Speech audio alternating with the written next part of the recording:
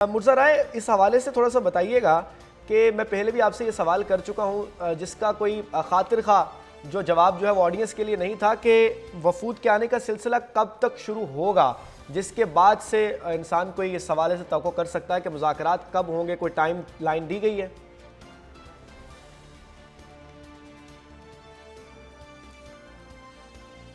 होंगे, इनका कोई अभी तक शेड्यूल जारी नहीं हुआ, लेकिन अच्छा। जिस तरह ये बताया गया कि पाकिस्तान में आज से मुज़ाकरात का आगाज़ हो जाएगा, लेकिन मुज़ाकरात तो उस वक्त होंगे जब ये वफूद पाकिस्तान पहुंचेंगे। आपने देखा होगा कि जो तर्जुमान थी वाइट हाउस की, उनकी तरफ से ये बताया गया था कि पाकिस्तान के अंदर जो मुज़ाकरात होंगे वो हफ्ते के रोज़ होंगे, लेकिन पाकिस्तान की जानिब से भी हुकाम ने यह बताया कि जुमेरात से मुज़ाकरात का आगाज़ हो जाएगा। इस हवाले से जो असल जो वक्त बन रहा है वफूद के आने का, वो जुमे के बाद या शाम तक या उसके बाद फिर रात के वक्त ये सारे के सारे जो वफूद हैं ये इस्लामाबाद पहुंचने शुरू हो जाएंगे, और रात के औकात में भी शायद जो पहली उनके साथ मुलाकात है वो हो सके, और फिर जो फाइनल मुलाकात है, जो फाइनल मुज़ाकरात है वो कल हो सके। ऐसा भी हो सकता है कि आज वफूद पहुंचे तो जाहिर है कि इतने लंबे सफ़र की थकावट के बाद हो सकता है कि वो आराम करें और कल ये मुज़ाकरात का आगाज़ हो। तो इस हवाले से अभी तक कोई बाकायदा तौर पर कोई टाइम लाइन पाकिस्तान की तरफ से जारी नहीं की गई है। लेकिन एक चीज़ जिसको हम मिस कर रहे हैं, हमने सारी चीज़ें डिस्कस कर ली कि कौन कौन आ रहा है, मुज़ाकरात पाकिस्तान में हो रहे हैं, किस तरह की यहाँ पे तैयारियां हैं, यहाँ तक कि जो वीज़ा ऑन अराइवल की पॉलिसी पाकिस्तान ने फौरी तौर पे वो जारी कर दी है कि जो भी जर्नलिस्ट आएंगे वो इस्लामाबाद एयरपोर्ट पे लैंड करेंगे, फौरी तौर पे थोड़ा सा उनको वर्क करना पड़ेगा और उनको वहाँ पे वीज़ा मिल जाएगा। लेकिन एक चीज़ जिसको हमने अभी तक डिस्कस नहीं किया है कि इस्लामाबाद की फ़िज़ाओं के अंदर ज़िम्मेदारी के साथ साथ एक एक्साइटमेंट भी हमें नज़र आ रही है। यानी आपने देखा कि जैसे ही ये सीज़ फायर का ऐलान हुआ, उसके बाद जब वफाकी वज़रा के सामने वज़ीर आज़म तशरीफ़ लाए तो किस तरह वफाकी वज़रा ने उनका इस्तकबाल किया। इस्लामाबाद के अंदर तमाम के तमाम जो हुकूमती ओहदेदार हैं, वफाकी वज़रा हैं, वो बहुत ज़्यादा एक्साइटेड हैं। MB सुमरो साहब क्योंकि इन वफाकी वज़रा के बहुत ज़्यादा करीब हैं, वज़ीर आज़म हाउस रोज़ाना इनका जाना है, आना जाना लगा रहता है। MB सुमरो साहब, ये जो इस बार हमें एक एक्साइटमेंट लेवल इस्लामाबाद की फ़िज़ाओं में नज़र आ रहा है, ये किस तरह का है? जी, पाकिस्तान ने बहुत सारी एफर्ट्स ली है। ज़ाहिर है पाकिस्तान की वजह से ये अमन मुज़ाकरात पे दोनों ईरान और अमेरिका आए हैं। तो पाकिस्तान ने 2 दिन छुट्टी की है, तो कल भी छुट्टी थी, आज भी थी। इधर जो अपने डोमेस्टिक इश्यूज़ थे, हालांकि सियासतदानों के आपस में इख्तलाफात हैं, मगर इस मौके पर सारे एक हैं। वो PTI ने भी अपना जलसा था वो मुलतवी कर दिया। मौलाना साहब का आज जुम्मे को जलसा था, वो भी उन्होंने मुलतवी कर दिया। तो इस वक्त सारी हुकूमत हमारे यहाँ जो अरेंज उसमें लगे हुए हैं, और सब की तरह हमारे पाकिस्तान के शहरी भी सारी दुनिया की तरह इस्लामाबाद की तरफ देख रहे हैं। तो ये अमन हो। अभी सिर्फ क्योंकि वफूद का जो मेन डेलीगेशन के हेड्स हैं उनके अभी तक पाकिस्तान पहुंचे नहीं हैं, जब वो आएंगे तो तब शेड्यूल बिल्कुल क्लियर हो जाएगा, वाज़े हो जाएगा कि शेड्यूल क्या बनेगा, टॉक्स किस तरह होंगी। वो टेबल्स पे दोनों ईरान और अमेरिका के डेलीगेशंस जो उनको हेड करने वाले हैं वो एक ही टेबल पे बैठ के बात करेंगे, अलग अलग बात होगी।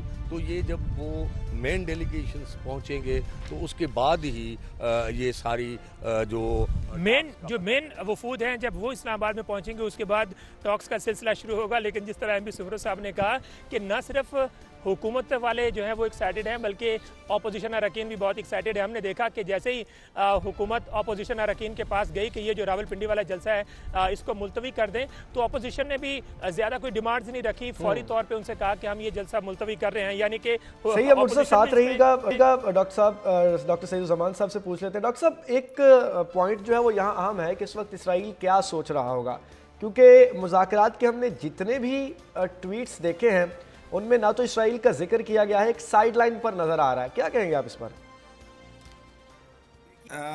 ये जंग जिस शिद्दत से आगे बढ़ी किसी को तवक्का नहीं थी। यूनाइटेड स्टेट्स ऑफ अमेरिका हो, इजराइल हो, इवन ईरान, लेकिन जिस तरीके से ईरान ने आगे से काउंटर स्ट्राइक्स की और कन्फ्रंट किया तो उसकी तवक्का नहीं थी। और क्यों नहीं थी तवक्का? इसलिए नहीं थी कि जिस तरीका से काउंटर स्ट्राइक्स की गई। सो जो स्केल ऑफ वायलेंस था, ये जो इंटेंसिटी ऑफ वायलेंस थी, तमाम अतराफ से, अमेरिका, इजराइल, ईरान, सभी को नुकसान हुआ, सभी को नुकसान हुआ। इजराइल अब वैसा सेफ नहीं रहा जैसे वो था या जैसे उसको समझा जाता था। आप चाहे उनका मिसाइल डिफेंस सिस्टम आप देख लें या उनकी सेंसिटिव मिलिट्री इंस्टॉलेशंस देखें, यहां तक के न्यूक्लियर इंस्टॉलेशंस भी अब वो सेफ नहीं है। और ये फैक्चुअल ऑब्जेक्टिव बात है जिस तरीका से ईरान ने काउंटर स्ट्राइक्स की तल अवीव एंड सराउंडिंग में। सो यकीनन तशवीश की लहर इजराइल में भी दौड़ रही है, डिबेट्स जनरेट हो गई हैं विद इन इजराइल, लोग परेशान हैं इस जंग की वजह से, प्रोटेस्ट भी हो रहे हैं।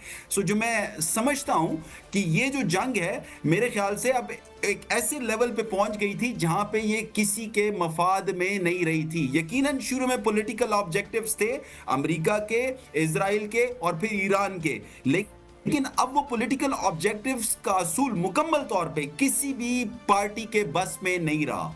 यस, एक चीज जो मैं बार बार कह रहा हूं, नुकसान हुआ, इंसानों का नुकसान हुआ, ह्यूमैनिटेरियन कॉस्ट, इकोनॉमिक कॉस्ट इतनी सिग्निफिकेंट है, न सिर्फ इन बेलिग्रेंट्स के लिए, पूरा मिडिल ईस्ट के लिए, पूरी दुनिया के लिए वो इतने सिग्निफिकेंट्स हैं कि अभी इस जंग को आगे की तरफ बढ़ाना, लेकर जाना मेरे ख्याल से किसी के मफाद में नहीं है। अच्छा डॉक्टर साहब, अगर हम ये इकोनॉमिक के दौरान पर्सपेक्टिव की बात करें तो मतलब कि मिलियन ऑफ पीपल, अब अगर हम बात करें मिडिल ईस्ट की, वो भी पाकिस्तान में इस्लामाबाद की तरफ देख रहा है, यूरोप भी इस्लामाबाद की तरफ देख रहा है, क्योंकि ये मुज़ाकरात जो हैं वो इकोनॉमी का फेट भी डिसाइड करेंगे, ग्लोबल इकोनॉमी का। इस शक नहीं है। अगर आप स्ट्रेट ऑफ हार्मोज को देखें तो 20 से 25% जो ऑयल फ्लो, दुनिया को जो ऑयल फ्लो होता है थ्रू स्ट्रेट ऑफ हार्मोज होता है। सिर्फ ऑयल फ्लो नहीं, गल्फ कंट्रीज को जितनी कमोडिटीज आती हैं from Europe, ASEAN, all across the world, इसी स्ट्रेट ऑफ हार्मोज के जरिए आती हैं। इसके साथ साथ गल्फ कंट्रीज क्यों इतनी इकोनॉमिकली स्ट्रांग थी? Due to political stability, due to economic stability, due to security. So न सिर्फ गल्फ कंट्रीज बल्कि पूरी दुनिया गल्फ के वसाइल से उसको यूज कर रही थी अपने मफाद के लिए, चाहे वो इंडस्ट्रियलाइजेशन हो या बाकी सेक्टर्स हो। तो एक तरफ एनर्जी का असूल, दूसरी तरफ बिजनेस ऑफ ऑल कमोडिटीज। यहां तक आप देखिए कि गल्फ कंट्रीज में ये जो वाटर फिल्ट्रेशन प्लांट्स हैं, सिर्फ इसको अगर आप लिंक कर दें इकोनॉमी के साथ, चाहे वो रीजनल हो चाहे वो इंटरनेशनल, तो आपको मालूम पड़ेगा कि यार कितना ज्यादा इंपैक्ट है। सो यकीनन अगर ये जंग ना रुकती तो मैं समझता हूं कि ग्लोबल रिसेशन आ जाना था। देखिए कोविड, जैसे मैंने पहले भी कहा, कोविड-19 से अभी तक उसके शॉक से दुनिया नहीं निकल पाई। इकोनॉमिक ग्रोथ अगर आप दुनिया की देखें तो it is still under stagnation.